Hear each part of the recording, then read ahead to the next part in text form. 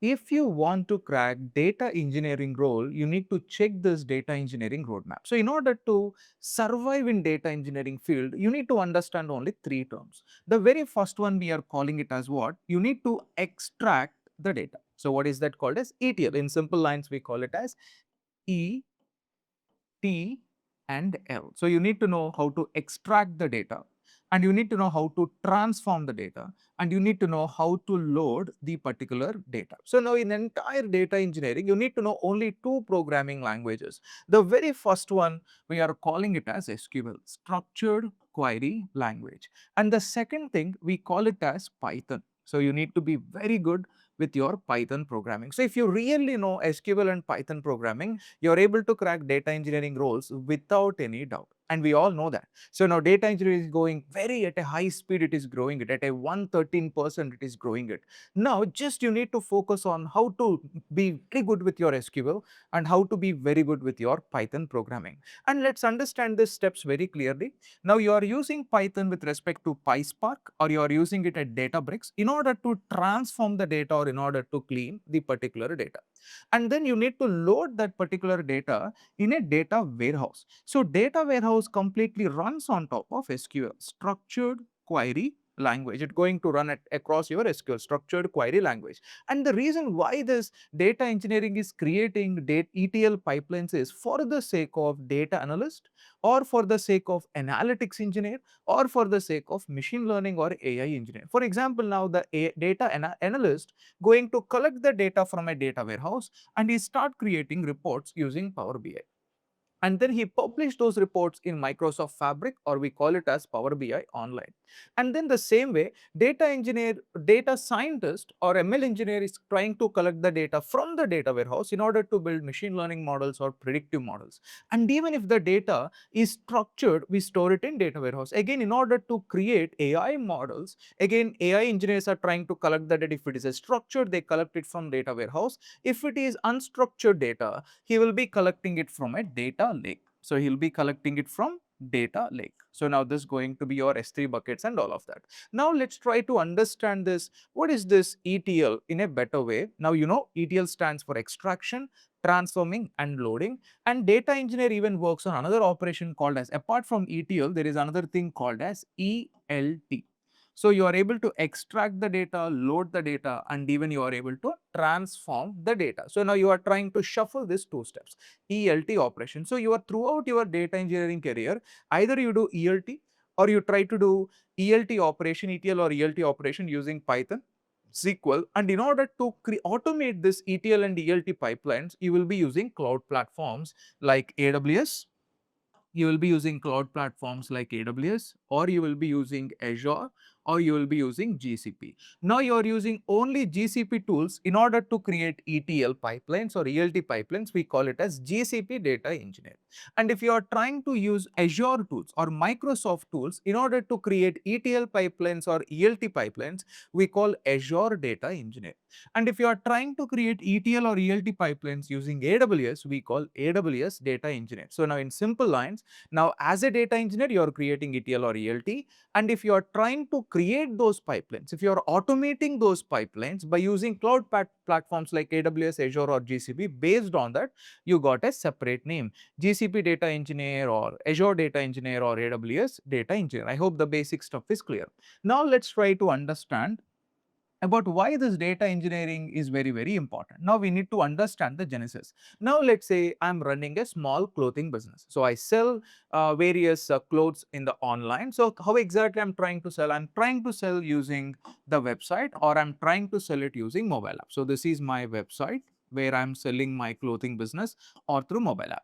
And what people do, they try to purchase the shirt. Whenever someone purchases it, I need to record that in my database. If someone is browsing, I need to record that into my database. The goal of the data storing is not really for the sake of analysis. So now, as I said, here data engineer is trying to store the data in a data warehouse. The purpose of data warehouse is to perform analysis. It's not for the business purpose. Now the purpose of a database is to perform analysis. So no, sorry, not analysis, business operation. Now I'm trying to store that whatever the data we are generating in website or a mobile app, we are trying to store it in our SQL database. So now this I'm calling it as what database. So now what is the purpose of this database? To perform OLTP operations, or we call it as online transactional processing operations. So what is meant by OLTP? Now the goal is not analysis. The goal is to record it for the sake of business transaction. Someone purchased a product. I want to record it in a database. So now my salespeople or my shipping department going to look at that item. They're able to pack it. They are able to send it, or we are able to see there is some payment recorded. We are recording that in a database and we are sending an invoice, or let's say you requested for a call, so we are recording that in a database. We reach out to you. That is the primary goal of it. So OLTP system major purpose is in order to record it for the sake of business operations. And how you create these databases? With the help of SQL, structured query language. You need to be very good with your SQL. And what is happening now? We are able to run the business, clothing business, from the last 1 year. And I thought of, I want to understand my customers. So which age group customers are coming and buying it? So now which location they are buying, which products they are buying, and which color of the item they are buying, on which days they are buying, at what discounts they are buying, which salesperson is selling more. So now I want to understand all of this metrics. So now what I do now, there is a database, all my data is in database. Now if I start collecting the data, now this is called what? Whatever the data generated in website or mobile app, if you're storing it, we call it as write operations. What is this called as? Write operation. You're writing it in your database. Now I want to understand my data. I want to understand my customers, means I want to analyze it. If you are trying to analyze it, then we are calling it as read operations. At a time, if you are able to do write and read operation, there are chances of your database crash. So if the database is getting crashed, what happens? All your customer purchases happening in the website or a mobile app may not be recorded in a database. I may lose it. Someone purchased a product, but I don't even know he bought it. And even we are looking in our database, we never saw there is someone purchased that particular item. So that is one of the problems. So the companies don't want to mix up the writing operation or the reading operation in a database. For that reason, what they have done now, all right, so now we can keep database for the sake of business operation, and we are able to use data warehouse for the sake of analytics. So now the data across marketing platform, the data across website, the data across mobile app, the data across YouTube comments, everything, let's dump it into a data warehouse and let analysts going to analyze it, or ML guys or data scientists can do some predictions, or AI people can do automations by using our data. So that is the idea behind it. So now data warehouses are designed for the sake of read operations. So what is the purpose of data warehouse? They are used to perform read operation. You are able to, at a time, 10-20 data analysts can start analyzing the data. 10-20 AI people can start collecting the data and they can build ML models. So that power, we have it for data warehouse. So that you can store even any number of years of data in a data warehousing platforms. So the goal of a data engineer is to take the data from a database. So now here is your data. The goal of a data engineer is to take the data from here to your data warehouse. So that is the primary idea. So how exactly he is achieving? So now he is trying to extract the data first. So how exactly he is extracting? There are two, for example, maybe like we are running the business from morning to evening and we are closing our business maybe at 7 p.m. every day. So we are trying to extract the data every day at 7 p.m. So now you are able to write a Python command in order to extract the data. So you are able to write the Python command to extract the data from database and to dump it into your cloud platform, which is called as AWS S3. So that is if you are using AWS. No, Kant, I don't want to use AWS. I will be using Azure. Then we will be using blob storage. You are using blob storage, Azure blob storage. Now, what exactly this blob storage or S3 bucket going to be? They are called as data lakes. So data lakes are very, very cheap. And you are able to store unstructured data, structured data, semi-structured data, images, videos, audios, anything you are able to dump it in your data lake. And these data lakes are not really good for querying. What is meant by querying? I want to understand top 10 customers. I want to understand top 10 sales. If I want to do this kind of querying, you cannot rely on a data lake or you cannot rely on a blob storage. That's where what we are doing, we want to take this data and we want to dump it in a data warehouse. Now, whatever the data we are storing in your data lake, we call the data as a raw data and we call this architecture. So, whatever the architecture we are using in our data engineering, we call that architecture as Medallion architecture. Let me just erase this stuff. So now what we are trying to do here is, now you are able to get your data at a data lake, and whichever the data you are storing in data lake, we call it as raw data or we call it as bronze layer. So the naming of bronze layer, silver layer, gold layer came into the picture or came with an architecture called as Medallion architecture. So it is called what? Medallion architecture. So what exactly this Medallion architecture says that, so as you are moving from different layers, if at a bronze layer, the quality of the data is a bit lower. And if you are going to the silver layer, so now when you are able to perform a particular transformation, you are able to get even more cleansed data. So now what exactly you are doing, you are dumping that cleansed data at a silver layer or at a data warehouse. That is even more cleaner, even more finer.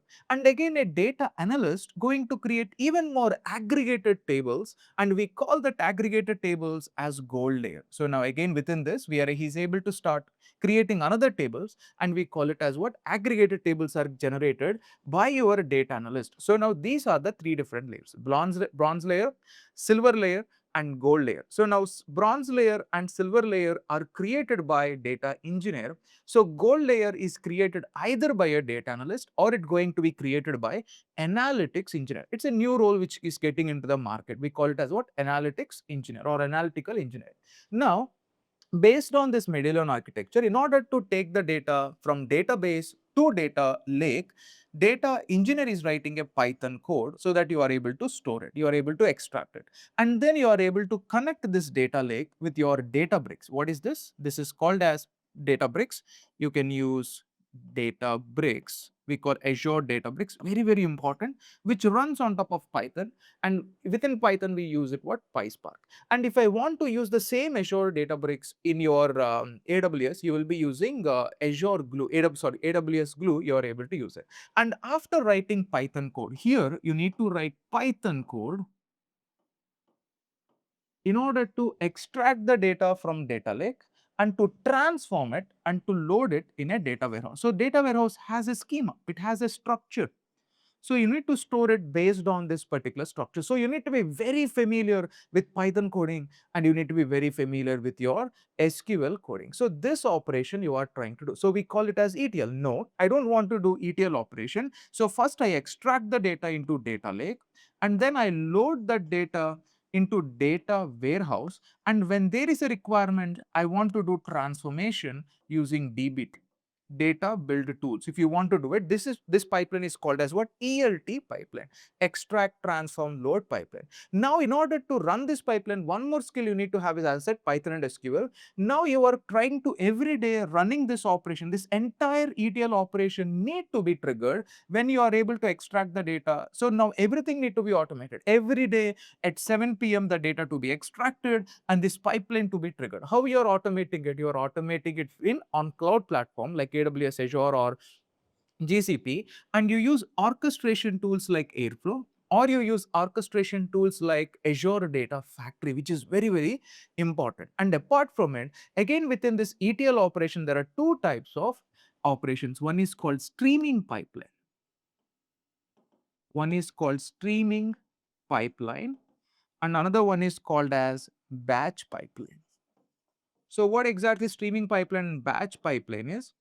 In a streaming pipeline, the moment data is getting generated, this ETL operation is happening, streaming. And if the moment the data is getting generated, you are not doing the ETL pipeline, you are trying to trigger it every day at 7 p.m., every day at 10 p.m., every day at 11 p.m. If you are trying to trigger it, we call it as batch pipeline. Again, you need to use accordingly those tools. For example, if I want to build streaming ETL pipeline, I will be using AWS Kinesis, or I will be using Kafka, or I will be using Streams Hub. So in this way, I will be trying to use those streaming means like additional services in Azure or AWS in order to achieve that streaming capability. No, I want to do batch processing. You can use Azure Data Factory, or you are able to use Airflow in order to automate this particular operation. So, as a data engineer, what you need to know? You need to know how to build ETL pipelines, ELT pipelines. You need to know about data warehousing fundamentals, like what is star schema design, what is Snowflake schema design. You need to know what is OLTP, what is OLAP. You need to know about window functions. You need to know primarily SQL, and you need to play with your Python programming. If you have the skills, yes, you are able to crack data engineering roles. And your entire data engineering interview questions come from system designing. They give you a problem statement. How you build a data engineering system or a pipeline is the thing they are trying to test you in the interviews. If you have any doubts on data engineering, you are able to reach out to me over the comments. Thank you.